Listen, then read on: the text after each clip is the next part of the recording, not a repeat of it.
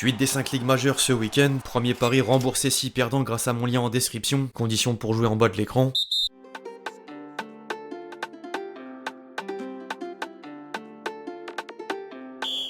Bien manger, bien dormir au lendemain d'un grand match de Ligue des Champions. L'équipe, plus sérieusement j'espère que vous allez bien aujourd'hui. Nouveau 5. Au programme ce jour, évidemment, le bilan des clubs français sur la scène européenne. Quelques images fortes des ambiances dans les stades qui ont accueilli les quarts de finale cette semaine. Une séquence avec les derniers scoops autour du prochain mercato parisien, dont une bombe. Des nouvelles d'un certain Ronaldinho de retour à Paris pour PSG Barça. Mais pas que, vous allez voir, sans oublier la compile de buts traditionnelle. Bref, je vais pas en dire plus, vous connaissez le dicton les amis, je compte sur vous d'avance pour m'exposer le bouton j'aime. Très important pour le référencement, merci à tous ceux qui le feront. Et au passage, si vous voulez ne rien manquer du foot du week-end et de la prochaine semaine européenne, je vous invite à télécharger gratuitement l'application SofaScore, disponible sur toutes les plateformes. Score en direct, classement, statistiques et j'en passe. Le lien est disponible en description.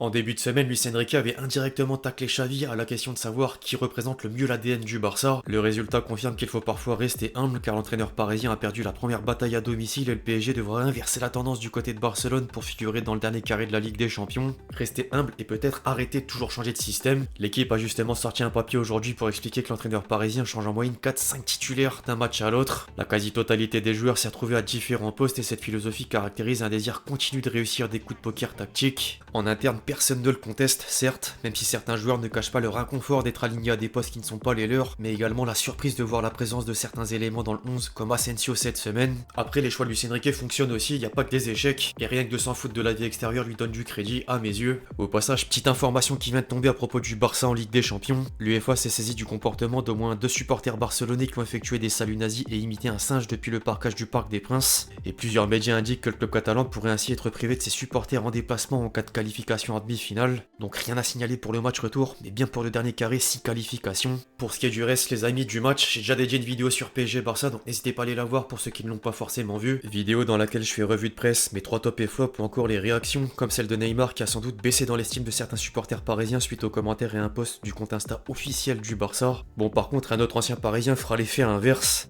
En tout cas voilà, le dernier club français encore en lice dans la meilleure des compétitions ressort avec une défaite, mais la qualification est encore possible, chose que je peux également dire à propos des deux autres représentants dans les compétitions sœurs. Marseille et Lille ont malheureusement connu le même sort, bien que l'espoir ait permis grâce à un but qui comptera beaucoup jeudi prochain au Vélodrome pour l'un et à Pierre Mauroy pour l'autre. Le mot apparaît d'ailleurs chez tous les quotidiens français entre l'équipe, la Provence et la Voix du Nord. En revanche, l'espoir nécessitera du travail sans porter attention aux éléments extérieurs. Je me permets de faire le lien avec ce tweet que j'ai beaucoup vu tourner sur X, anciennement Twitter, tweet dans lequel une personne affiche les futurs vainqueurs de la coupe aux grandes oreilles selon l'intelligence artificielle. Faut justement espérer que l'IA se trompe pour Paris, vous avez bien vu. En dehors des clubs français, sinon la première manche des quarts de finale nous aura vraiment offert du spectacle, outre la soirée de mercredi avec la déception parisienne synonyme de premier revers depuis 5 mois. Ouais, ça faut le souligner. Les 2 matchs de la veille méritaient un dernier coup d'œil. 2 scénarios à rebondissement de nul, 10 buts au total, les chiffres en attestent. Arsenal-Bayern promet un deuxième acte plein de suspense, de la même manière que Real Madrid-Manchester City a une finale avant l'heure. Le foot est un sport à part et ce choc en est la preuve ultime au vu de cette première mi-temps à couper le souffle. Les tabloïds anglais garderont d'ailleurs en tête les buts de Bernardo Silva, Foden et Gvardiol, les quotidiens madrilènes ceux de Camavinga, Rodrigo et Valverde, mais le match était tellement incroyable que même des confrères extérieurs lui ont réservé une place au premier plan. Sport placarde par exemple l'euphorie de Guardiola à l'action, pendant que la presse italienne s'assoit devant ce show.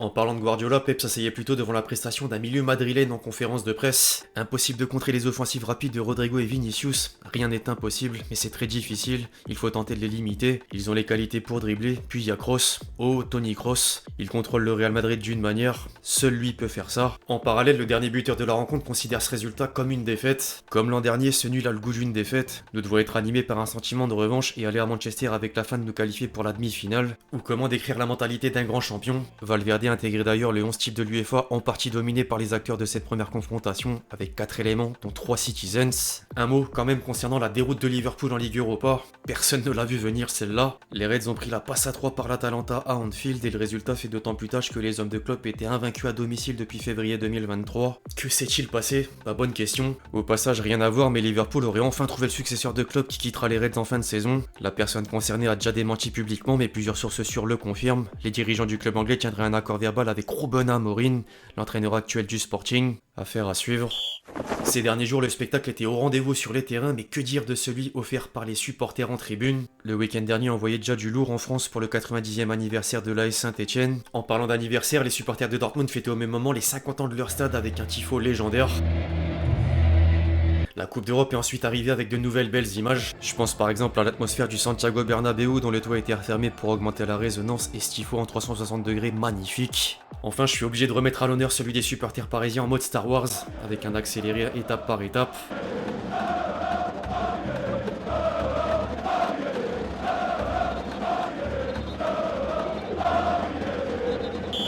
Après cette séquence en images, les amis, retour au sérieux avec quelques scoops autour du prochain mercato parisien. Vous le savez désormais depuis plusieurs semaines, Mbappé ne sera plus joueur parisien la saison prochaine. La période actuelle le met d'ailleurs peu en valeur car la mauvaise prestation face au Barça provoque encore des remous médiatiques. Et certains parlent même pour lui, comme l'équipe ou le Parisien qui écrivent que le kick est animé par un esprit revanchard pour le match retour. Les deux quotidiens ajoutent qu'il serait moins bon sur l'exercice en cours à cause de l'accumulation d'épisodes perturbants dont la discorde avec Luis Enrique mais surtout l'annonce officieuse de départ. Le PSG jouera gros la semaine prochaine mais en coulisses, tout est mis en œuvre pour préparer l'après Mbappé. Plus les jours passent, plus les rumeurs d'attaquants s'intensifient à mesure qu'on s'approche de la prochaine fenêtre de transfert. Plusieurs médias anglais font par exemple état d'un intérêt pour Luis Diaz qui n'a toujours pas prolongé avec Liverpool. Par contre, le Colombien possède le même agent qu'Ruben Amorim, pressenti pour succéder à Klopp à l'issue de la saison. En parallèle, la presse italienne en remet une couche avec Osimhen, mais va cette fois jusqu'à dire que l'ancien Lillois est tout proche de rejoindre le club de la capitale, qui est disposé à payer la clause libératoire de 120 millions d'euros. Les sources françaises sont néanmoins plus prudents, comme Fabrice Hawkins ou encore Foot Mercato, pour qui doit priorise d'autres arrivées, et les dirigeants parisiens ne voudraient pour l'instant pas vendre Colomboigny ni Gonzalo Ramos. Est-ce qu'Osimhen serait vraiment intéressant pour le PSG?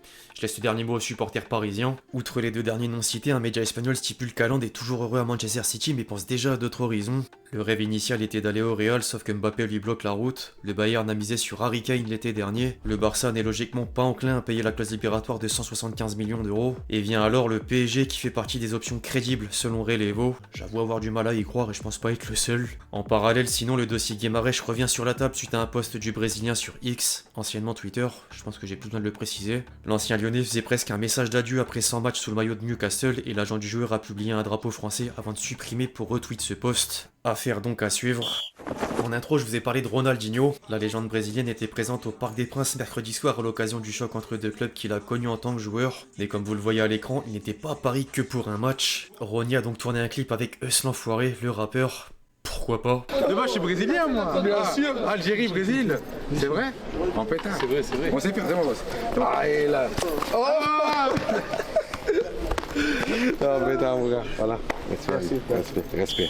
Plus sérieusement, les amis, avant de clôturer la vidéo, on respecte la tradition. La compile de buts. Premier ballon est bon. Grealish, derrière le ballon, c'est Bernardo Silva qui frappe. Phil Foden qui a le temps, la frappe de Foden. Le de Grealish en retrait, Guardiola, la frappe de Guardiola. Vinicius de l'autre côté, là. Bref, voilà l'équipe, c'est tout pour le 5 du jour, j'espère qu'il vous a plu, je compte sur vous si c'est le cas pour lâcher votre meilleur j'aime, comme d'habitude. N'hésitez pas à réagir dans les commentaires sur tous les sujets qu'on a pu traiter aujourd'hui, puis d'ici là, on se retrouve très vite sur la chaîne pour de nouvelles vidéos, c'était Lexchi. Ciao ciao.